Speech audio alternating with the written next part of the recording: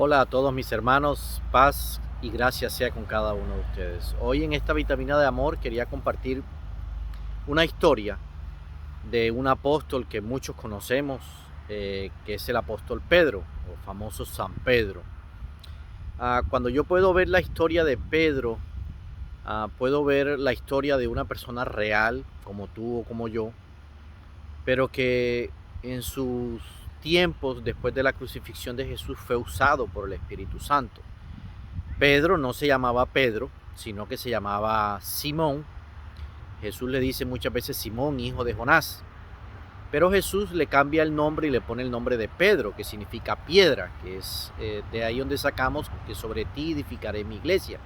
Sobre esta piedra edificaré mi iglesia, estaba haciendo referencia a Pedro. Pero en el transcurso de la vida de Jesús veo a un Pedro, a un Simón, con un carácter como muy parecido al tuyo y al mío, una persona que cuando Jesús lo iban a llevar para crucificar, sacó su espada y le cortó la oreja al soldado. O sea, quiere decir que tenía un carácter fuerte.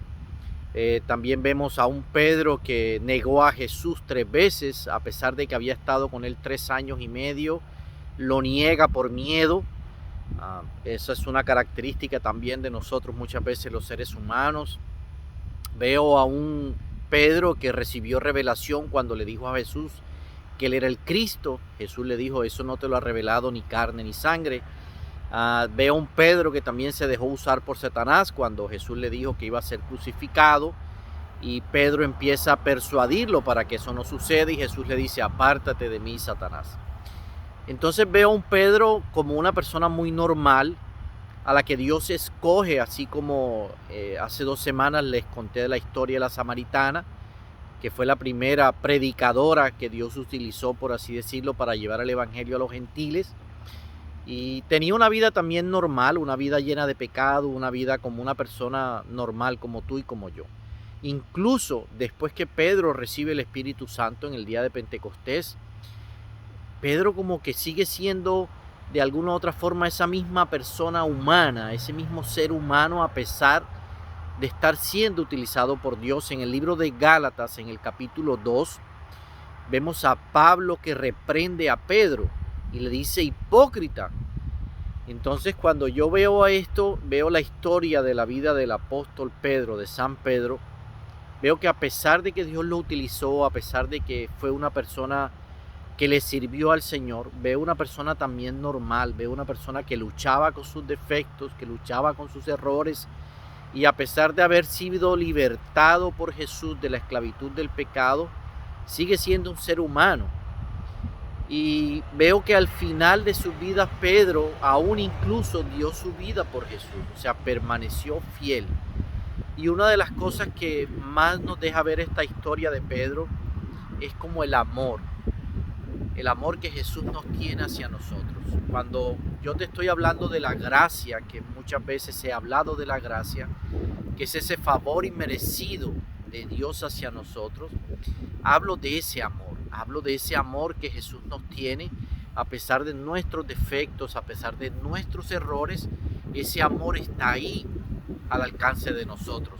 Y así como Pedro y la mujer samaritana no necesitaron ser santos para llegar a los pies de Jesús, para servirle a Jesús, para que Jesús los amara, así como Jesús está esperando amarte a ti. No necesitamos ser santos y perfectos para llegar a los pies de Jesús. Una cosa es la gracia y otra cosa es la santidad. La gracia es algo que Jesús me regala, es ese perdón que Jesús me regala por su amor hacia mí. Es algo que yo no merezco, pero que Jesús pagó un precio en la cruz del Calvario por ti y por mí. Y la santidad es una consecuencia de esa relación genuina que yo pueda tener con aquel que me libertó del pecado. Si yo logro tener una relación genuina, una relación profunda con aquel que pagó el precio por mí, entonces la santidad es una consecuencia de esa relación.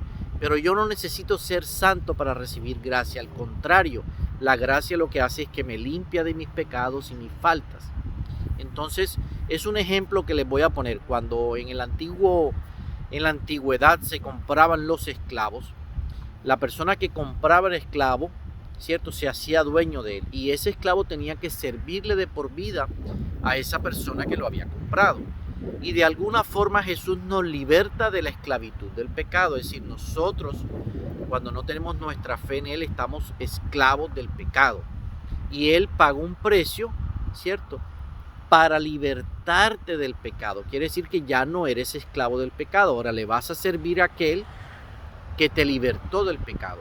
Y de acuerdo como tú tengas esa relación con aquel que te liberta del pecado, entonces es la santidad. La santidad es esa consecuencia de esa relación que tú tengas con aquel que te liberta, con aquel que te da la gracia para poderte libertar del pecado. Y esa es la relación que Jesús quiere tener con cada uno de nosotros.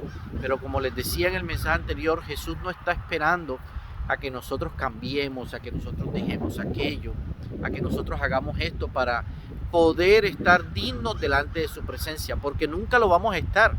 Si estamos esperando realmente a tener una relación genuina con Jesús, a orar, a estudiar la palabra, a buscarlo a Él y esperar a tener una vida digna delante de Él, nunca lo vamos a hacer. Por eso les estoy trayendo el ejemplo del apóstol Pedro, porque yo considero que Pedro, a pesar de que estaba con Jesús, seguía siendo un ser humano que seguía cometiendo errores, y aún después de haber recibido el Espíritu Santo, Pablo lo llama hipócrita. ¿Qué quiere decir eso? Que seguía siendo una persona normal, con defectos, seguía luchando, pero él sabía que el amor de Jesús estaba ahí, que el amor de Jesús lo limpiaba, que la gracia era la que lo sostenía a él para poder seguir ayudando, porque él sabía que seguía siendo una persona normal. De hecho, los milagros que hizo, lo dice Pablo y lo dice Pedro, no fue él el que los hizo, fue el Espíritu Santo que estaba en ellos. Pero esa es otra cosa, otra parte de la historia. Pero lo que te quiero hacer ver hoy en día es que no necesitas estar santo, no necesitas estar digno delante de Jesús para poder tener una relación con Él, para poder buscarlo, para poder orar. No, es una consecuencia. La santidad es una consecuencia de esa relación genuina. No esperes hacer algo para ser digno delante. La gracia es la que te limpia, ¿cierto? Es la que te hace digno delante de Dios. Recibir ese favor, esa gracia, ese perdón, es la que te hace digno para acceder a su presencia. No es lo que tú haces o lo que dejes de hacer. Es la gracia la que te limpia, la que te permite estar digno delante de su presencia.